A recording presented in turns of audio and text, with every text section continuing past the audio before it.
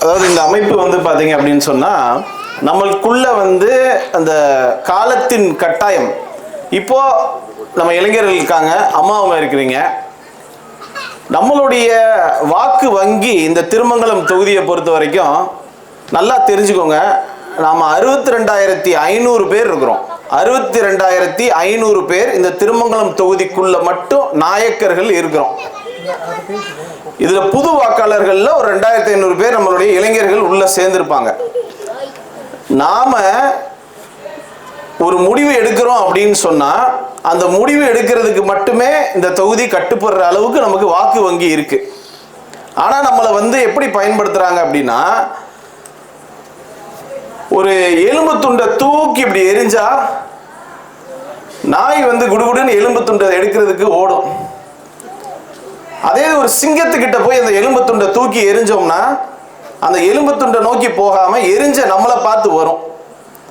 நாம எப்ப சிங்கம் மாதிரி நமக்கு இவ்வளவு வாக்கு வங்கி இருக்கு, என் வீட்டில் இருக்கக்கூடிய என் பசங்களுக்கு படிக்கிறதுக்கு நல்ல ஸ்கூல் கட்டி கொடு, நல்ல கல்லூரி மாவட்டம் தோறும் நம்மளுடைய சமுதாயத்துக்கான கல்லூரியை சரியா கட்டி கொடு, என் வீட்டில் இருக்கக்கூடியவங்க பிசி எம்பிசி டிஎன்சி டிஎன்டி இப்படி உட்பிரிவில் இருக்கக்கூடிய எங்கள் இளைஞர்களுக்கு யாருக்குமே வேலை இல்லாமல் இருக்கவே கூடாது, எங்களுடைய பொருளாதாரத்தை மேலே உயர்த்து அப்படின்லாம் நாம் கேட்கறதுக்கு நாம் மொத்தம் எல்லாரும் ஒன்றா கூடி இருக்கிறோம் அப்படின்றத வெளிப்படுத்துறதுக்கு தான் கிராமந்தோறும் போய், இப்போ எங்கள் அண்ணன் இருக்கிறாரு, சுந்தரமூர்த்தி அண்ணன் கப்பலூர்லேருந்து வந்திருக்கிறாரு.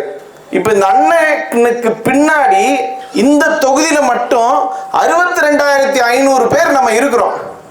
62,500 பேர் இவருக்கு பின்னாடி இருக்கிறாங்க. நம்மள மாதிரி ஒரு அமைப்பு இவருக்கு பின்னாடி இருக்கு. இங்க யாருமே தனி ஆள் கிடையவே கிடையாது.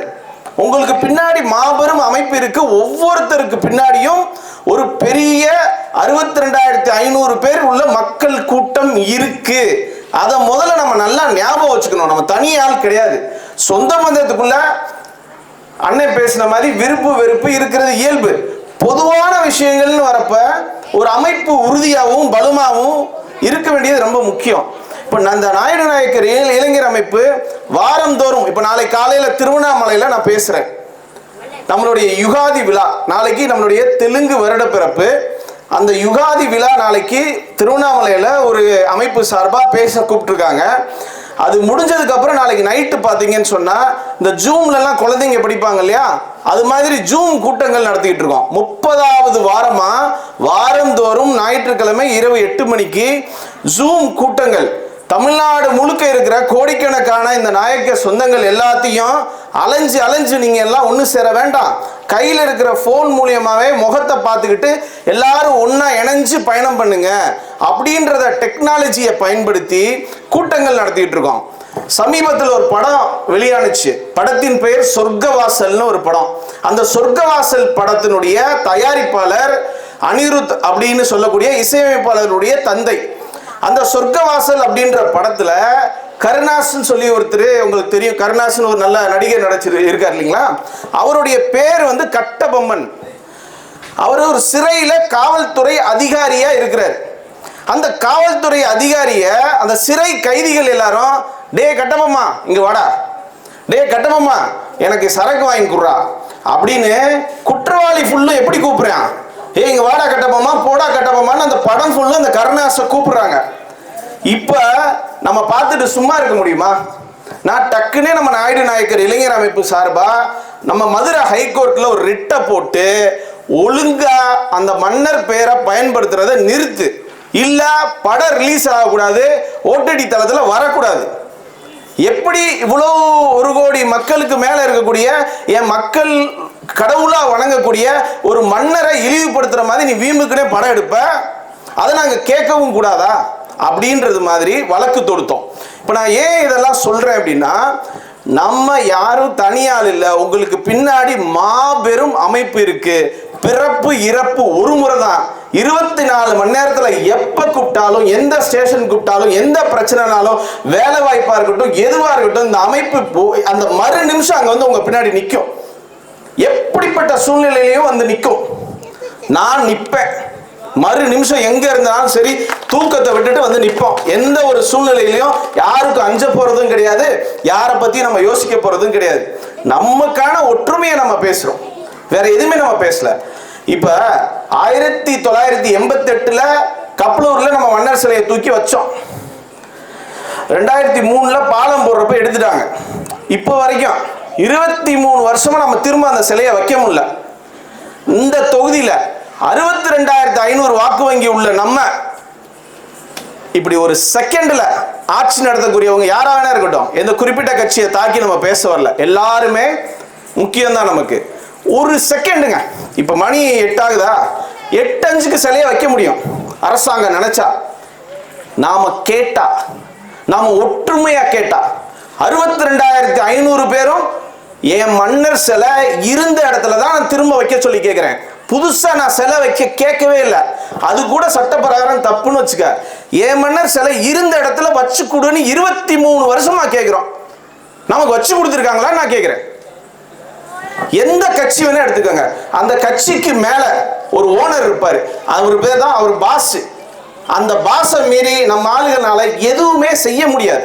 அதுக்காக தான் நமக்குன்னு ஒரு அமைப்பு தேவைன்றோம். நமக்குன்னு இருக்கக்கூடிய அமைப்பை கைவிட்டுறாதீங்க.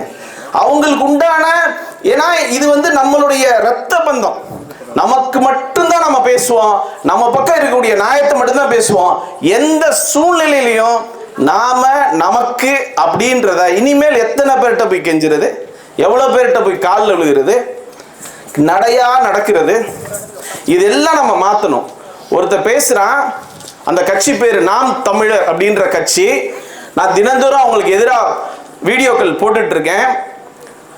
அந்த கட்சி சொல்றான், நீ விஜயநகர் பேரரசு திருமலை நாயக்கர் காலத்துல ஆந்திரால இருந்து வந்தவங்க,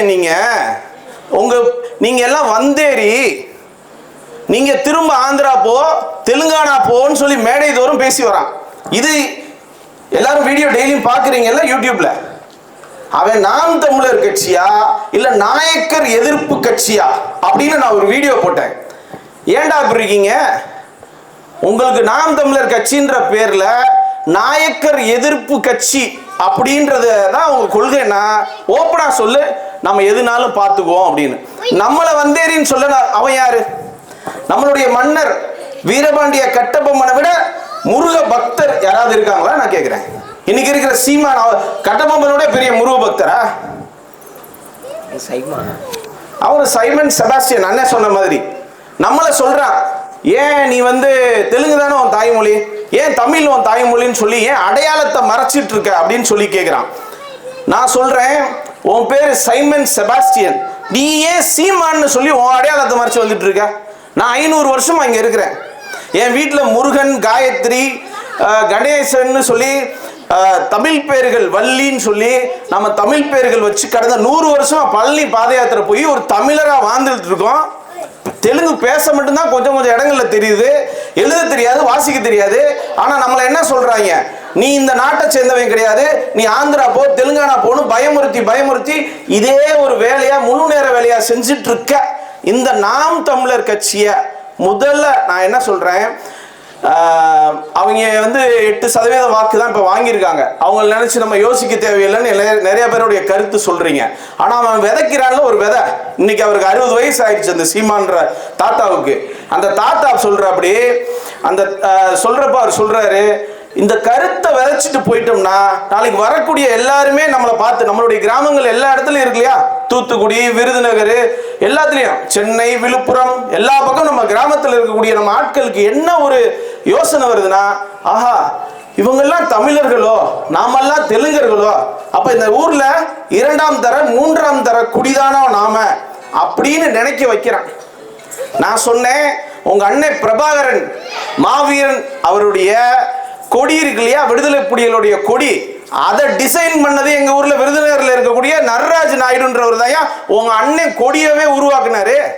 நீ என்னைய நீ வந்தேரின்னு சொல்ற தகுதி உனக்கு கிடையாது அப்படின்னு சொன்னோம். அதே தான் நான் திரும்ப சொல்றேன், இதே விடுதலை புலிகளுக்கு நாம வாடிப்பட்டியில துப்பாக்கி சுடும் பயிற்சி நம்ம கொடுத்தோம், நம்ம நாயக்கர்கள் கொடுத்தோம். நாம தான் அவங்களுக்கு எல்லாமே செஞ்சிருக்கோம். இன்னைக்கு பிரபாகரன் உயிரோட இருந்ததா சீமானை விரட்டி விரட்டி அடிச்சிருப்பான். அவங்க தான் எங்களுக்கு எல்லாமே செஞ்சவங்க. அவங்கள நீ வந்தேறி சொல்லி நீ கொல்டி தெலுங்கர்னு சொல்லி பேசக்கூடாதா அப்படின்னு சொல்லி கண்டிப்பா கண்டிச்சிருப்பார்.